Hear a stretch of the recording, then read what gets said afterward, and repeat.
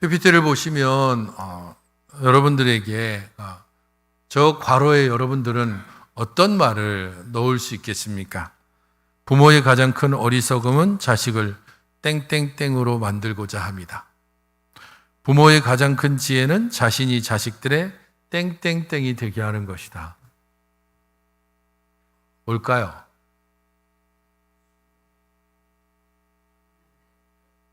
소유. 자식을 소유로 만들고자 합니다. 그럼 큰 지혜는 자신이 자식들의 소유가 되게 하는 것이다. 앞에나 위아래 동일한 말이 들어갈 수도 있고 각기 다른 말이 들어갈 수 있습니다. 정답은 사실 없습니다. 왜냐하면 여러분들 각자가 가지고 있는 생각을 따라서 저 안에 어떤 말을 넣어도 그것이 여러분들에게는 정답이 되기 때문이고, 어쩌면 저 괄호 안에 무엇을 넣느냐 하는 것이 부모로서 여러분들의 그 위치를 결정 지어주는 것이고, 여러분들의 가치관이 어떠한지를 보여주는 것이 될 겁니다. 이 문제를 냈던 분, 그 책에 나와 있는 퀴즈 문제로 가장 먼저 나오는 말인데요. 그 책을 쓰신 분은 저 괄호에 어떤 말을 넣었냐면 자랑거리라고 그렇게 썼습니다. 그래서 부모가 가장 큰 어리석음은 자식을 자신의 자랑거리로 삼는 것. 그리고 사실 부모의 가장 큰 지혜는 자신이 자식의 자랑거리가 되게 하는 것이다라고 그렇게 하면서 쭉 자녀 양육과 관련된 부분들을 설명을 하는 것을 봤습니다. 자녀 양육하는 게 쉽지 않죠. 저도 두 자녀를 기르고 이제 다 아이들 출가시키고 나니까 돌아보고 생각할 때마다 조금 더 아쉬운 마음이 훨씬 더 많이 남더라고요. 이럴 때 좀 어렸을 때 조금 청소년기에 뭐 이렇게 좀 잘했었으면 하는 아쉬운 마음들이 훨씬 많이 들고, 잘했던 것보다는 못했던 게 훨씬 더 많이 생각이 납니다. 그래도 출가하고 나니까 지난주에 왔을 때에는 저녁 때 부자들이 같이 모여서 함께 한 1시간 훨씬 넘도록 이런저런 이야기를 하면서 참 많이 컸구나라는 생각들을 하게 됐습니다. 여러분들은 어떤지 모르겠습니다. 어떤 이들은 부모로서의 역할을 감당하고 있고, 또 어떤 때는 자녀로서 살아가기도 합니다. 자녀로서 나는 어떤 모습으로 살아가고 있는지, 부모로서 우리는 또 어떤 모습으로 행하고 있는지 스스로를 돌아보면서 오늘 본문 말씀을 함께 살펴봤으면 좋겠습니다. 사복음서 중에서 유일하게 누가복음의 이 2장만이 예수님의 12살 때의 기록들을 전달해 주고 있습니다. 아마도 그것은 누가가 의사이기 때문에 그럴 겁니다. 누가는 이 누가복음도 쓰고 사도행전도 썼는데 의사라는 직업상 여러 많은 자료들을 다 수집하고 그 자료를 가장 체계적이고 그리고 가장 논리적으로 그렇게 쭉 썼습니다. 그래서 다른 그 복음서에는 없는 예수님의 어린 시절의 모습이 함께 담겨져 있습니다. 왜냐하면 한 사람의 인격을, 그리고 그 사람이 어떤 사람인지를 알기 위해서는 그의 어린 시절, 그의 출생이 어떠했는지, 그가 자란 환경은 어땠는지, 그리고 그가 자라서 그의 삶의 모습은 어떠했는지, 그 모든 것들을 알아야 되기 때문입니다. 다른 마태복음, 마가복음, 요한복음을 보면 어릴 때 예수님의 모습이 나오다가 갑자기 뻥튀기가 돼서 30살 때 예수님의 모습이 등장을 하잖아요. 그런데 누가는 그렇게 하지 않고 예수님의 출생, 그리고 예수님의 어린 시절, 그리고 예수님의 공생의 사역, 성년으로서의 사역에 대해서 소개함으로써 예수님은 이런 분입니다라고 하는 것을 사람들에게 설득력 있게 전달을 해주고 있습니다. 덕분에 우리는 예수님의 가정이 어떤 가정이었는지를 이 이야기를 통해서 잠깐이나마 살펴볼 수 있습니다. 그래서 예수님의 가정의 모습을 보면서 우리 가정은 어떠해야 되는지를 어느 정도 본보기로 삼을 수 있게 됐습니다. 본문 41절부터 43절 앞부분까지를 보면 예수님의 가정의 모습을 엿볼 수 있는 구절들이 등장을 하고 있는데, 이 부분들을 통해서 예수님의 가정은 어떤 가정이었습니까? 라고 묻는다면 저는 이렇게 대답할 수 있겠습니다. 예수님의 가정은 신실했고 경건했습니다. 이것은 예수님의 부모가 신실한 사람이었고 경건한 사람이었다는 것을 의미합니다. 그런 면에서 예수님의 가정이 신실하고 경건한 부모에 의해서 그 가정이 보호를 받고 양육을 받고 예수님이 그 안에서 자라났다라고 하는 것은 그저 예수님이 갑자기 하늘의 계시를 받아서 30살에 갑자기 툭 튀어나와서 그의 공생의 사역을 시작하신 것이 아니라, 이런 신실한 믿음의 가정 가운데서 바르게 보호되고 양육되고 자라고 성장하면서 그리스도로서의 온전한 모습들을 준비하고 갖춰갔다는 것을 알 수 있습니다. 예수님의 가정, 특별히 예수님의 부모가 신실하고 경건했다는 것을 뭘로 알 수 있을까요? 결국에는 오늘 본문을 통해서 우리는 살펴볼 수밖에 없습니다. 41절입니다. 그의 부모가 해마다 6월절이 되면 예루살렘으로 갔다라고 짤막하게 이 이야기를 적고 있습니다. 오늘의 이야기는 그의 부모가 6월절에 예루살렘으로 올라가는 그때 있었던 일을 전합니다. 그런데 이 해마다 6월절이 되면 예루살렘으로 갔다라고 하는 것은 이스라엘의 모든 남자들에게 율법에서 명하고 있는 그 명령입니다. 모든 이스라엘의 남자들은 1년에 3차례, 곧 6월절, 77절, 장막절, 이 세 절기에는 성전이 있는, 이전에는 성막이 있는 곳으로 반드시 순례의 길을 가야 된다라는 것이 율법의 명령입니다. 하지만 시간이 지나면서 문제가 생겼죠. 왜냐하면 그 명령은 그러한데 예루살렘은 이스라엘의 중간지대쯤에 있습니다. 하지만 남과 북으로 이스라엘 자체가 길게 펼쳐져 있기 때문에 가장 북쪽에 있는 사람, 혹은 가장 남쪽에 있는 사람, 그리고 무슨 저 산골짜기에 있는 사람, 그런 사람들은 예루살렘으로 가는 길이 쉽지 않은 겁니다. 그렇기 때문에 1년에 3번씩 그렇게 예루살렘을 향해서 왔다 갔다 순례길을 행하면 일반적인 생활을 하기가 거의 어렵습니다. 그 길을 가는데 상당히 많은 돈이 필요하기 때문이죠. 그것을 저축하고 사용하는 데 있어서 어려움이 있으니까 예수님 당시, 그러니까 주후 1세기 경에는 이 명령을 조금 완화시켰습니다. 그래서 모든 이스라엘의 남자는 1년에 3차례 오는 것이 원칙이지만 어떨까요? 1년에 한 차례만은 꼭 와야 된다라는 것이 기본적인 명령이었습니다. 물론 그런 기본적인 명령조차도 제대로 진행되어지진 않았습니다. 하지만 오늘 본문에서 보는 것처럼 해마다라고 얘기하고 있습니다. 이 해마다라고 하는 것은 정기적으로라는 말이죠. 매년 6월절이 되면 그의 부모들은 예루살렘으로서의 순례길을 올랐습니다. 예수님이 살고 있는 것이 지금 갈릴리 지역이기 때문에 갈릴리에서부터 예루살렘까지 오는 데에는 약 한 150km 정도쯤 됩니다. 그러면 지금 쉽게 얘기하면 서울에서 대전까지 150km거든요. 그것을 걸어간다고 생각하십시오.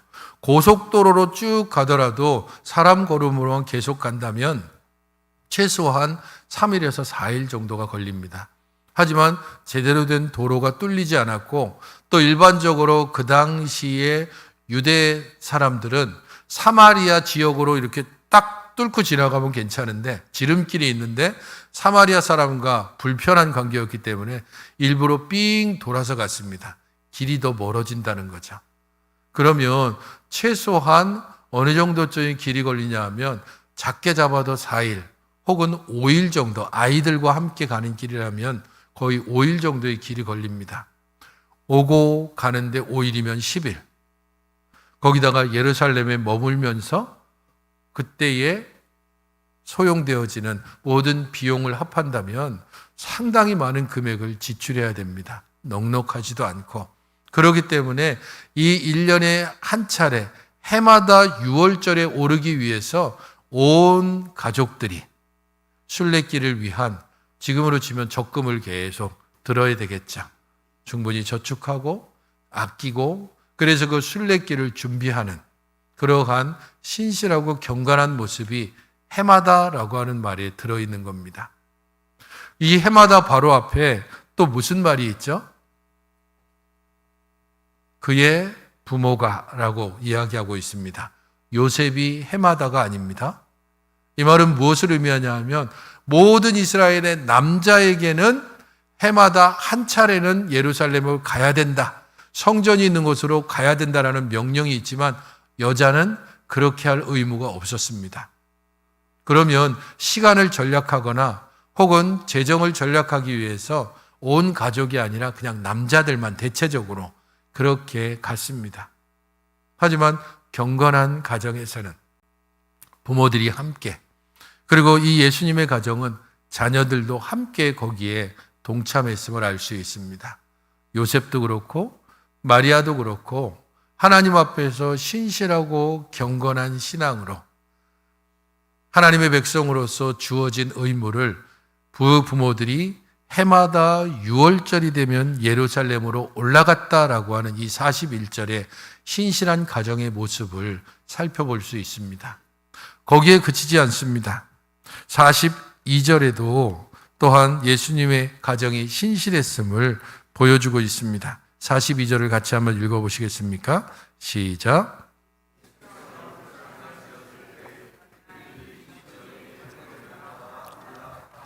이스라엘의 남자아이에게 있어서 12살이라고 하는 나이는 어린아이가 끝나고 새롭게 성년이 되는 그 문턱에 있는 시간입니다.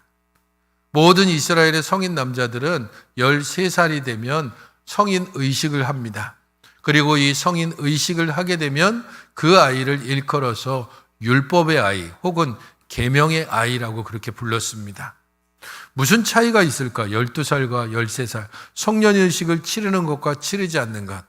아주 분명한 차이가 있는데 그것은 이제 이 의식을 치르고 나면 그는 하나님 앞에서 한 사람의 성년으로서 그의 모든 신앙에 책임을 지는 것을 의미합니다.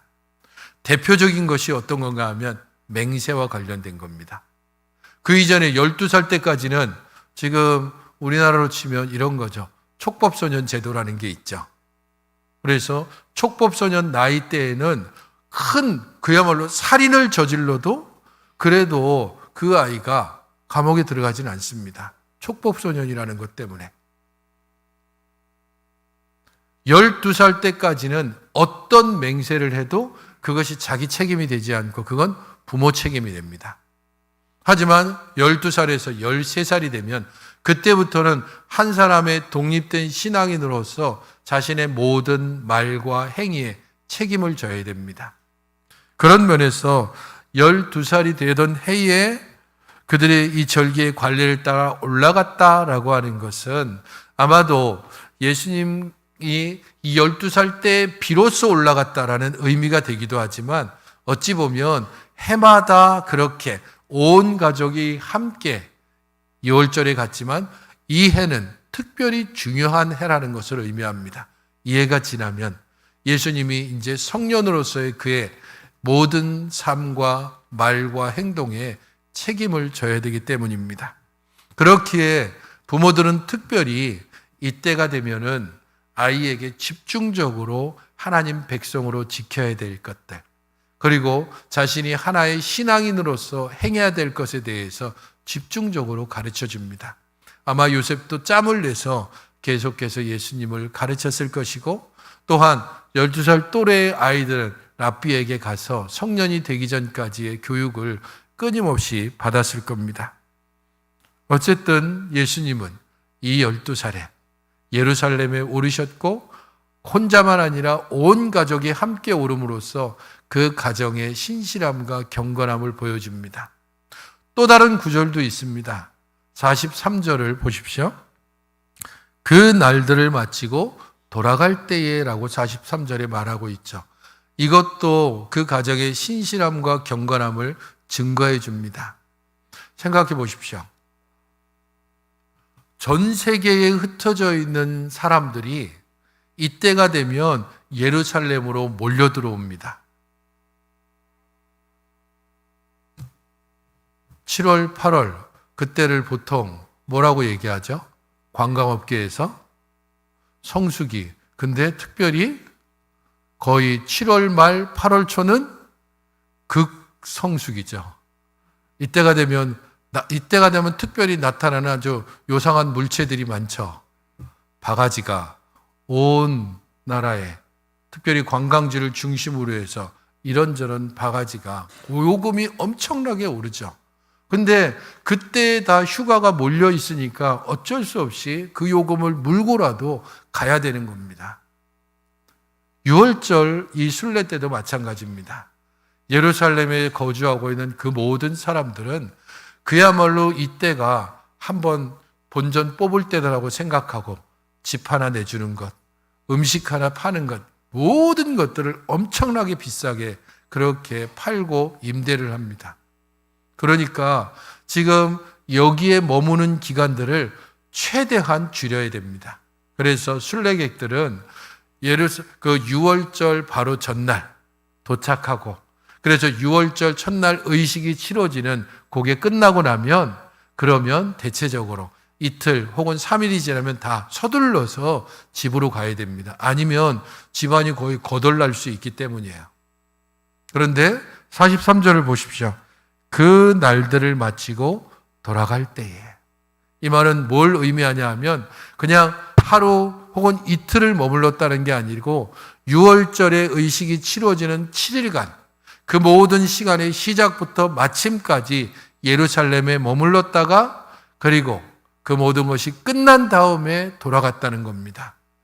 상당히 많은 재물이 들었을 것이고 그것을 위해서 다른 사람들보다 훨씬 더 많은 절약을 하고 저축을 해서 이 예루살렘에 머물렀을 겁니다. 이미 모든 것들을 통해서 예수님의 가정이, 특별히 그의 부모가 이 6월절을 지켜가는 모든 과정을 통해서 보여주는 신실함과 경건함과 깊은 신앙을 알 수 있습니다. 우리는 어떨까요? 우리 가정은 어떤 모습일까요? 스스로 진단하기에 우리 가정은 신실하다, 경건하다, 신앙에 든든히 뿌리를 내리고 있다. 어떤 것이든지 간에 우리의 가정에 대한 책임은 우리들 각자에게 있습니다. 자녀로서 혹은 부모로서 온전한 믿음의 가정으로 든든히 서가기 위해서 자녀는 자녀의 자리에서 부모는 부모의 자리에서 이 신앙과 믿음을 함께 지켜가야 합니다. 43절부터 50절에 한 가지 사건을 우리에게 또 알려주고 있습니다. 순례가 끝나고 다시 집으로 돌아가는 중에 행렬 중에서 예수님이 함께하지 않았습니다. 43절을 보면 아이 예수는 예루살렘에 머무셨고 부모는 이를 알지 못했습니다. 예수님께서 아예 그냥 부모 손을 놓쳐갖고 길을 잃어버린 것이 아니고 예수님께서 의지적으로 지금 예루살렘에 머무셨는데 그것을 그의 부모는 알지 못했습니다. 이게 어떻게 가능하지 싶은데 그 당시에 순례객들의 일반적인 행태를 보면 알 수 있습니다. 대체로 그들이 가는 길들은 특별히 지금처럼 아주 치안이 잘 되어 있는 것이 아니기 때문에 곳곳에 강도나 도적들이 나타나곤 했습니다.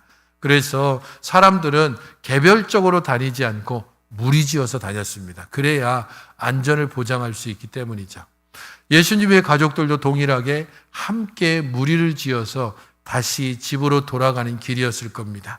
그리고 이 행렬은 그냥 일렬 종대로 가족끼리 똘똘 뭉쳐서 가는 것이 아닙니다. 일반적인 행렬은 이렇게 길게 늘어서 있는데 앞쪽으로는 여자와 아이들이 그리고 뒤쪽으로는 성인 남자들이 섭니다. 그래서 혹시라도 뒤에서 도적이나 강도들이 그렇게 혹시 습격해 오는 것을 보호하기 위해서 남자들은 뒤에 서고 여자와 아이들이 앞에 섭니다. 당연히 예수님의 12살 나이가 애매한 나이입니다. 앞에 서기도 그렇고 뒤에 서기도 그렇죠. 당연히 마리아는 요셉과 함께 있겠거니 생각했을 것이고 요셉은 마리아와 함께 있었을 것이다라고 생각했을 겁니다. 13살이면 당연히 뒤에 있었을 건데 12살이기 때문에 그러한 혼동이 있었습니다. 저녁이 되고 가족끼리 모일 때에 드디어 예수님이 없다는 것을 발견했습니다. 부모들은 여기저기 찾았고 찾지 못하자 길을 더듬어서 예루살렘으로 찾으면서 예루살렘으로 다시 돌아갔습니다. 그리고 사흘이 지나서 성전에 앉아서 랍비들과 함께 이야기하고 있는 예수님을 만났습니다. 46절을 보십시오. 그때 당시에 예수님의 모습을 어떻게 묘사하고 있냐 하면 사흘 후에 성전에서 만난즉 그가 선생들 중에 앉으사 그들에게 듣기도 하시며 묻기도 하시니 듣는 자가 다 그 지혜와 대답을 놀랍게 여겼다라고 말씀합니다. 그가 선생들 중에 앉았다라고 하는 이 표현은 선생님의 발치에 앉았다라는 의미입니다. 선생이 있고 그 선생의 발치에는 제자들이 앉습니다. 선생은 묻고 제자는 대답하고. 그런데 지금 예수님에 대해서는 어떻게 지금 표현하고 있죠? 그들에게 듣기도 하시며 묻기도 하셨다. 반대가 됐습니다. 일반적으로는 선생이 묻고 제자가 대답하고 있는데 지금 예수님에게 대해서는 예수님은 들었고 그리고 또한 묻기도 했습니다. 이 말은 또한 예수님께서 이 랍비와 선생과 함께 대화할 수 있는 충분한 지식과 지혜가 있었다는 것을 알 수 있고 47절에 보는 것처럼 듣는 자가 그 지혜와 대답을 놀랍게 여겼다라고 말씀합니다. 여기서 놀랍게 여겼다라는 것이 어떤 한 주제, 그 주제의 핵심을 완전히 관통하고 꿰뚫었다는 의미가 있습니다. 그냥 설렁설렁 이 말하고 저 말하고 그게 아니고 하나의 주제를 아주 심도 있고 핵심적인 것들을 충분히 이야기하고 그것을 듣고 나누고 대화할 수 있을 만한 그러한 지혜가 있었다라는 겁니다. 그래서 선생들이 그것을 듣고 놀랐다라고 말하는 겁니다. 지혜와 대답을 놀랍게 여겼는데 하나님의 지혜가 예수님께 이미 있었다라는 것을 여기에서 잘 보여주고 52절에서는 지혜와 키가 자랐다라고 함으로써 지금도 그렇지만 끊임없이 예수님이 그렇게 그 지혜로 함께 자라가고 또한 육적으로도 자라가는 성장하는 분임을 보여주고 있습니다. 이런 예수님의 모습을 보고 마리아가 이야기를 하죠. 그의 부모가 놀라며 그리고 그의 어머니는 이르되라고 말합니다. 47절에도 놀랐다라는 말이 나오고 48절에도 놀랐다라는 말이 나오죠. 두 단어가 근데 서로 다릅니다.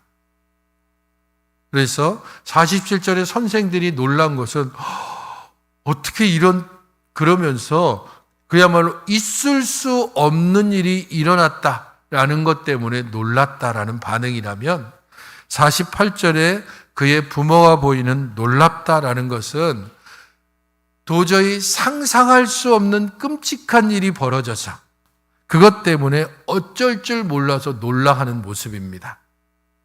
그래서 48절 후반절에 예수님에 대해서 이야기하면서 내가 근심하여 너를 찾았다라고 그렇게 말을 하고 있습니다. 근심하고 찾았다라는 말이 엄청난 정신적 충격을 겪었다는 말입니다.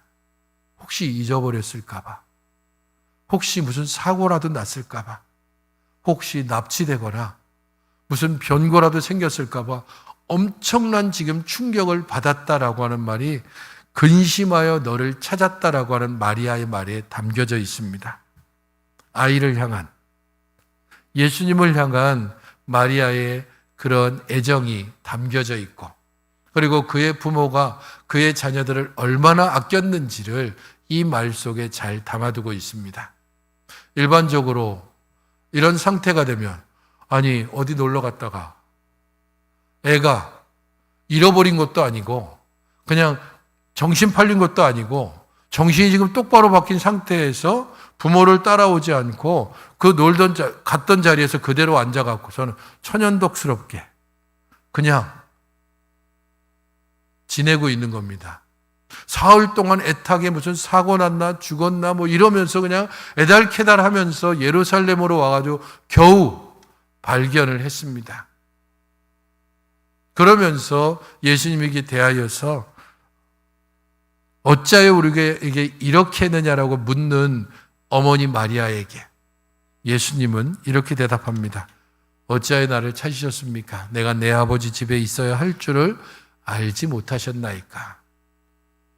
원래 의미를 그대로 말한다면 나는 반드시 나의 아버지의 집에 있어야 합니다.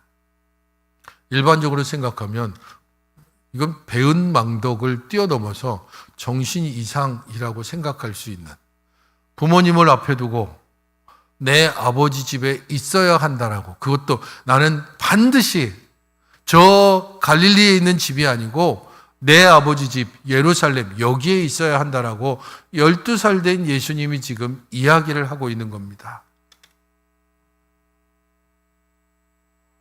바로 이 말들을 통해서 우리는 예수님께서 30살이 돼서 갑자기 나는 메시아고 나는 그리스도고 나는 십자가에 달려 죽어야 되고 그런 것들을 갑자기 깨달아 알아서, 그래서 세상 가운데 뛰어나와서 세례 요한에게 가고 제자들을 모으고 한 것이 아니고 이미 이때부터 예수님은 자신이 누구인지를, 그리고 자신이 어떤 사명을 가지고 있는지를 충분히 알고 있었다는 것을 보여주고 있습니다. 그것은 내 아버지 집이라고 하는, 특별히 정관사까지 딱 붙여서 바로 여기 내 아버지 집에 내가 있어야 됩니다라고 말하고 있습니다. 나와 하나님이 그저 당신들이 고백하고 있는 그런 우리를 구원하신 하나님 아버지가 아니고 나와 아버지와의 관계라는 겁니다.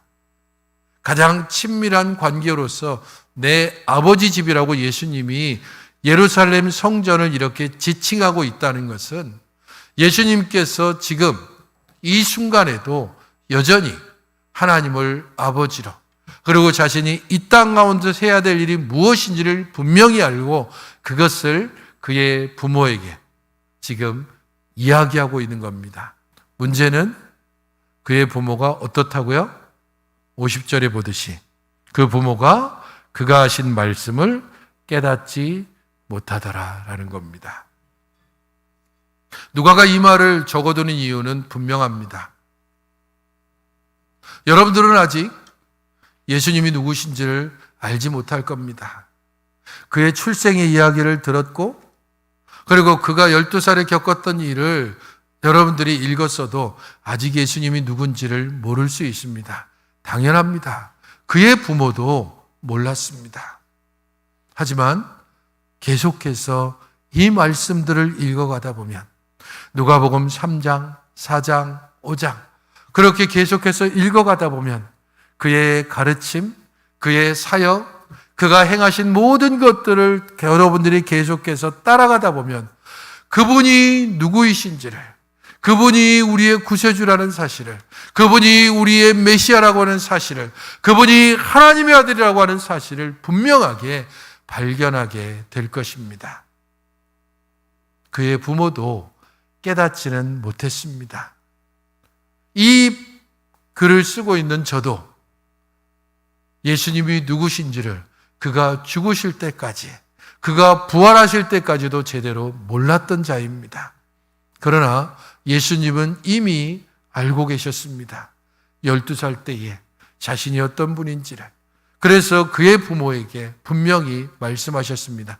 나는 내 아버지 집에 있어야 하는 사람입니다. 거기에서 끝나버리면 그러면 뭔가 극적인 것 같지만 50절, 51절, 52절이 있습니다. 예수님은 부모들과 함께 나사렛으로 내려가셨고 그리고 그곳에서 부모님을 받들어 섬겼고 마리아는 이 모든 말을 마음에 담아두었습니다.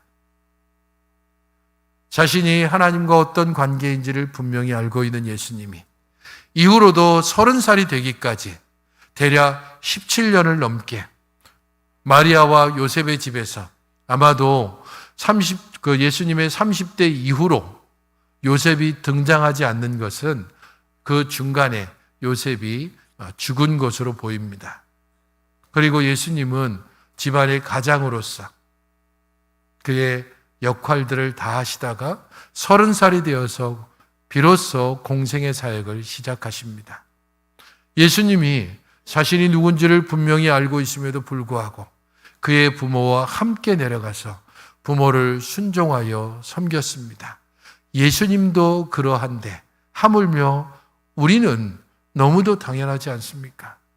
참 하나님이시요 참 사람이신 예수님도 육신의 부모이신 그의 부모를 섬기고 자신이 하나님과 어떤 관계인지를 알고 있음에도 불구하고 대략 17년이라고 하는 그 기간을 자연인으로 지내면서 그렇게 부모를 섬기고 그렇게 부모를 따랐다면 자식된 우리가 우리 부모들의 말씀을 들으며 그 부모들의 말씀을 따라서 살아가는 것은 너무도 당연하고 또 동일하게 우리가 부모된 자라면 우리의 자녀들에게 각각의 모든 시간과 상황 가운데서 우리의 믿음을 따라 자녀들에게 행하고 이 자녀들이 참된 믿음의 자녀로 온전히 자라갈 수 있도록 할 수 있는 모든 것들을 다해서 가르치고 양육하고 본을 보여야 할 것입니다. 예수님은 자라가는 분이었습니다. 52절에 지혜와 키가 자라가고 하나님과 사람에게 더욱 사랑스러워 가셨다라고 예수님의 12살 때의 이야기를 끝맺고 있습니다. 그리고 이 52절은 그 12살부터 30살까지의 모든 시간을 한마디로 압축해서 우리에게 전해줍니다. 예수님은 지혜도 자랐고 키도 자랐습니다. 예수님은 하나님에게도 사랑스러웠을 뿐 아니라 사람에게도 사랑스러운 사람이었습니다. 그가 하나님의 아들됨을 모르지 않지만 그럼에도 불구하고 육신의 부모를 섬김에 있어서 소홀히하지 않았고 그가 하나님의 사명을 가진 자임을 분명히 알았기에 그 지혜도 자라고 그 키도 자라면서 점점 마지막 30살 때의 공생의 사역을 준비하며 자라고 계신 것입니다. 우리의 가정은 어떠하고 우리의 자녀들은 어떠합니까? 우리들 각자가 하나님께서 이 땅을 살게 하실 때에 우리를 통해서 하나님께서 기대하고 소망하는 것이 있습니다. 물론 하나님께서 그야말로 모든 프로그램을 다 짜놓고 너는 의사, 너는 판사, 너는 뭐 정치인 그런 식으로 그렇게 이런저런 말들을 우리의 앞날을 정해놓진 않으셨을 겁니다. 그러나 어떤 형태로든 하나님께서 우리에게 가지고 계신 기대와 소망을 바르고 온전하게 이루어가기 위해서 우리는 이 가정 안에서 우리의 자녀들을 믿음 안에서 양육하고 신실하고 경건한 부모로서의 본을 보여 이 자녀들이 그 어떤 가르침보다도 부모들이 앞서가는 게 부모들이 보여주는 그 등짝, 듬직한 그 신앙의 등짝을 보면서 우리의 자녀들이 자라갈 수 있도록 믿음의 길을 걸어가고 주 앞에서 온전히 이 가정을 신실하고 경건하게 지켜가며 우리의 자녀들을 위해 기도하는 여러분들이 되시기를 주님의 이름으로 축원드립니다. 기도하겠습니다. 주 하나님 아버지, 저희들을 주의 은혜와 말씀 가운데 붙잡아 주시고 하나님의 거룩한 은혜와 사랑 가운데 온전히 인도하여 주셔서 주님께서 그 지혜도 자라고 키도 자라며 참으로 그가 12살 때에도 이미 하나님이 주신 사명을 따라서 온전히 자라갔던 것처럼 저희들도 하나님께서 우리에게 가지고 계신 기대와 소망을 알고 우리의 지혜도 자라고 우리의 키도 자라고 그리하여 주 안에서 아름답고 복된 믿음의 가정 안에서 참으로 하나님이 기뻐하시는 복된 자녀들로 자라가고 우리 하나님 나라의 복된 일꾼으로 성장하게 하여 주시옵소서. 주 하나님이 베푸신 은혜로 저희들이 이제껏 살았던 것처럼 또 이 성찬을 받음으로 저희들의 영적 양식을 삼게 하시니 감사를 드립니다.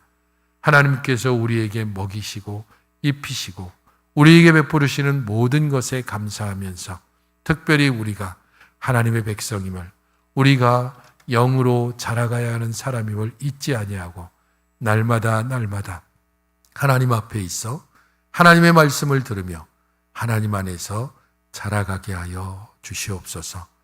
예수 그리스도의 이름으로 기도하옵나이다. 아멘.